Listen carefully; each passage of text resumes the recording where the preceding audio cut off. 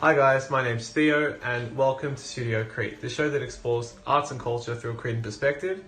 Tonight we'll be talking to Kelly, who will have a chat to us about the symbolism of Cretan dancing, and to Peta, who will talk to us about the fine arts. Thank you and enjoy the show.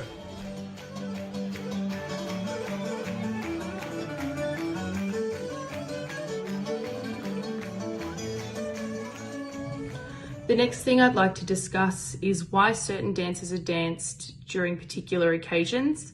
There is so much history surrounding Cretan dances and a lot of symbolism behind it as well. I'll go through my favourites and what they're symbolic of in modern culture. The first one is Susta. So Susta traditionally is a pair dance, and you'll see it's danced at a lot of weddings. Obviously it's symbolic of love and romance. Bedozali is a very popular and well-known dance, symbolic of bravery and strength and resistance. And the Bedozali dance came about during the Ottoman occupation of Greece and Crete. So it's very significant in our history and our roots. I'm going to lump all the Pidiktus together because I do like an upbeat dance, like Malavizioti and Pidikto itself. Danced at a lot of panigiria, joyous occasions, baptisms, that sort of thing.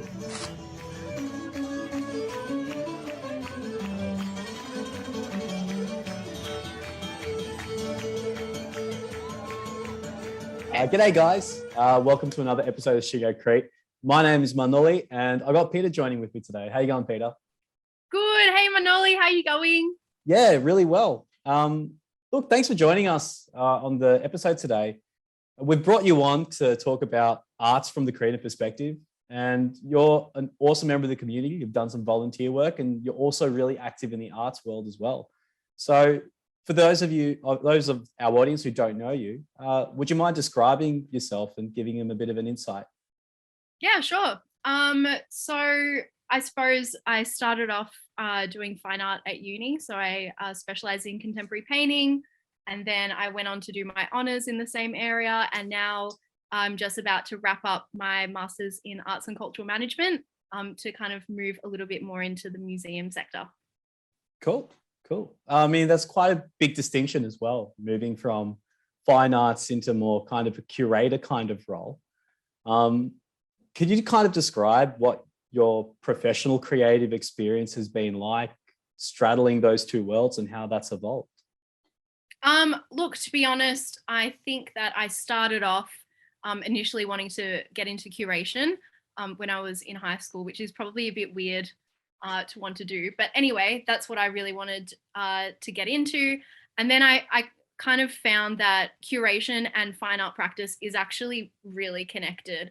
It's still research based, it's still kind of involved in the visual arts in the same way. And so, yeah, threw myself into that. Very fun, loved it. And then as I kind of continued on, I found that a lot of the work involved in being an artist, grant writing, the kind of organizational side of things are really transferable to kind of bigger cultural organizations as well. So yeah, it ended up kind of working well. I had already been volunteering at different art galleries. And yeah, I guess through trial and error a little bit, I found that I was really passionate about it.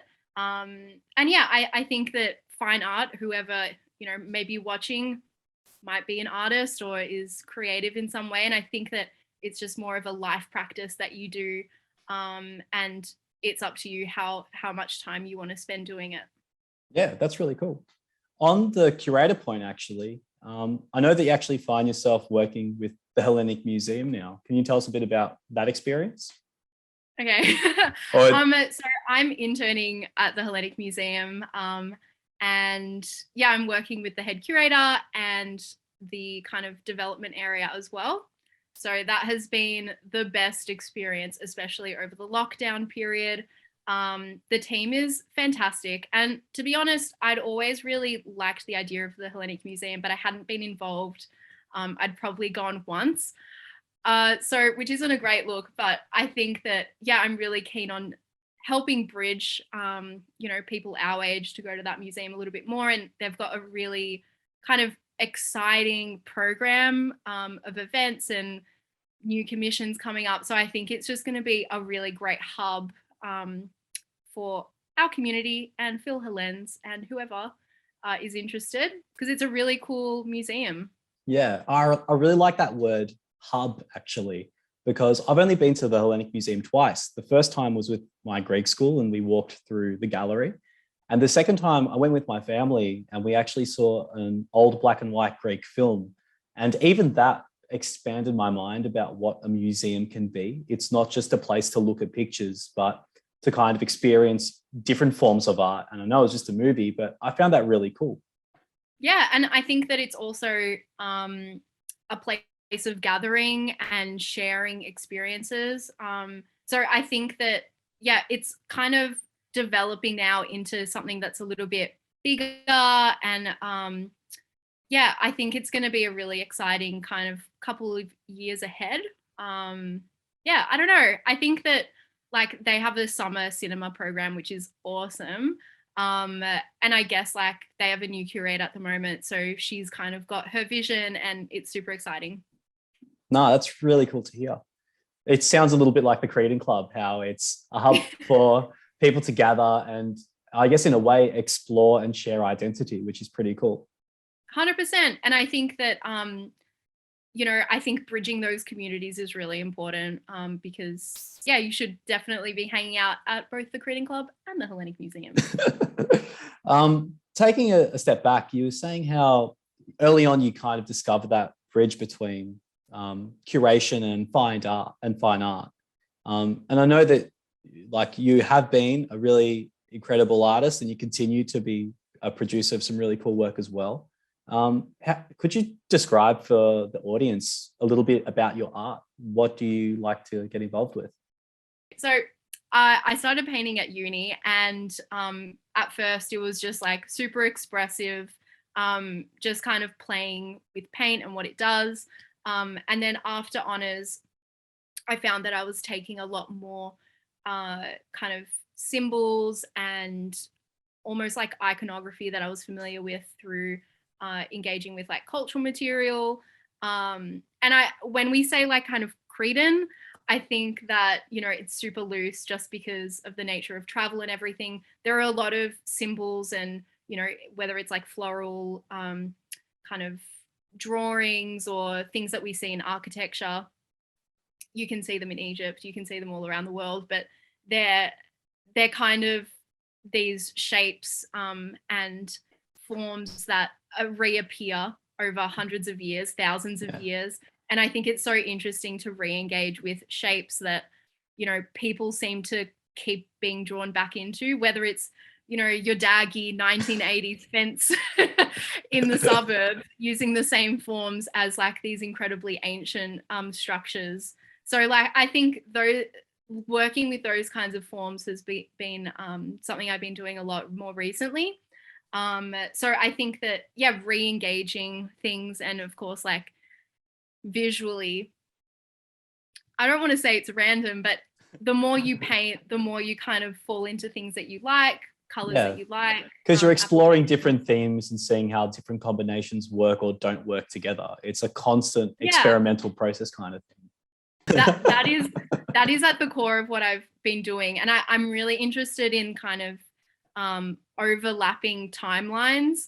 So, you know, a shape that is, you know, we think it's super Cretan or we think it's like, you know, we have this kind of cultural connection to is you can find it elsewhere. You can find it in different forms.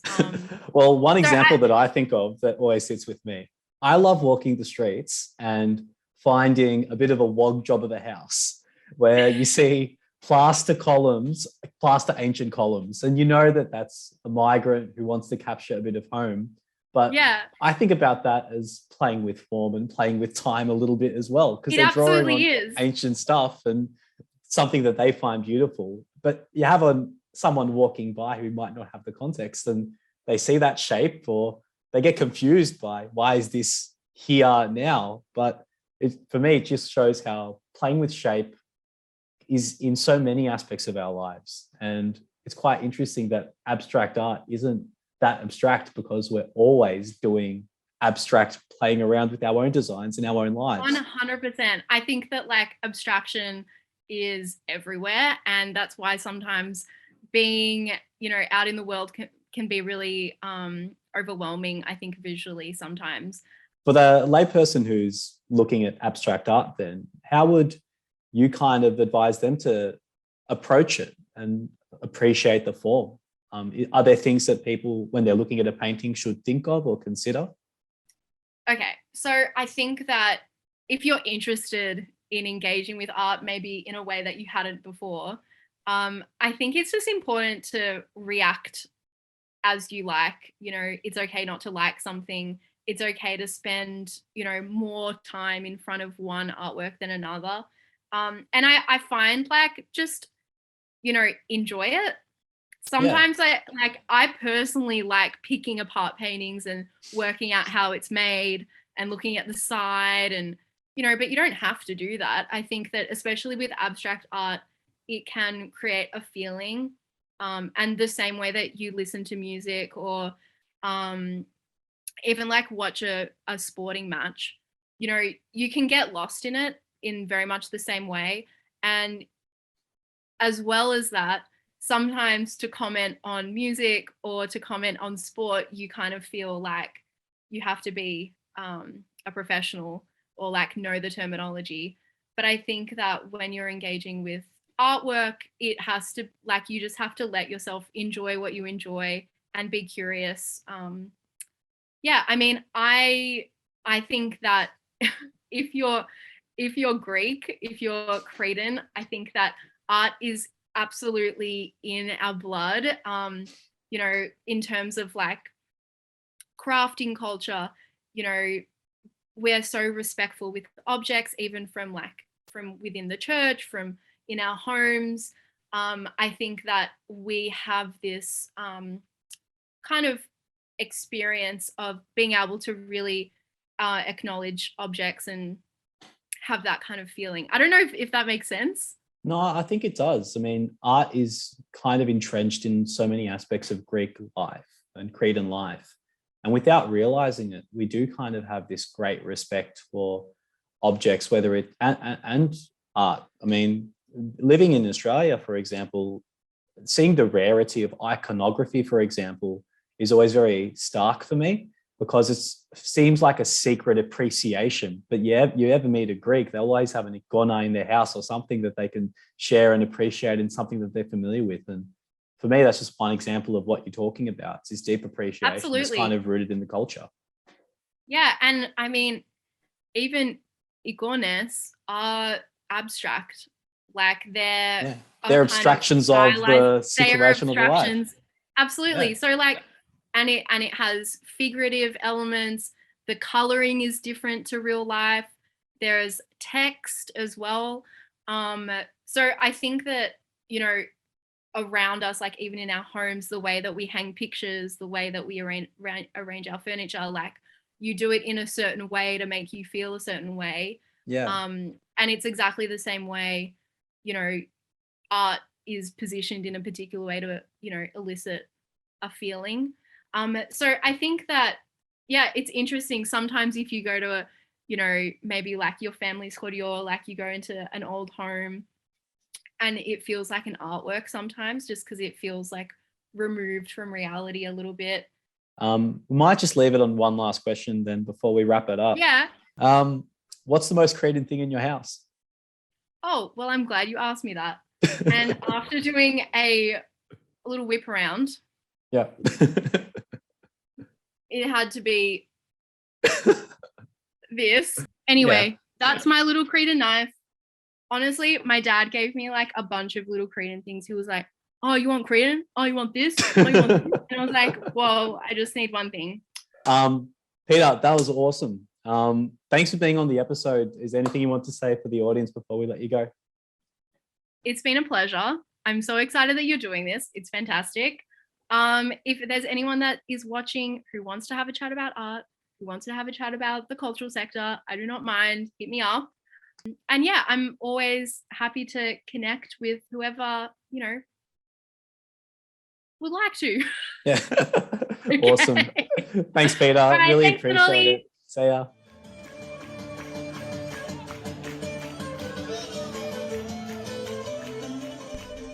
That brings us to the end of tonight's episode of Studio Crete. Thank you to all the volunteers and artists who have contributed to the show. If you want to stay in touch, follow us on our Facebook, YouTube, and social media pages. There's plenty more to see there. Can't wait to see you back at the club, and see you soon.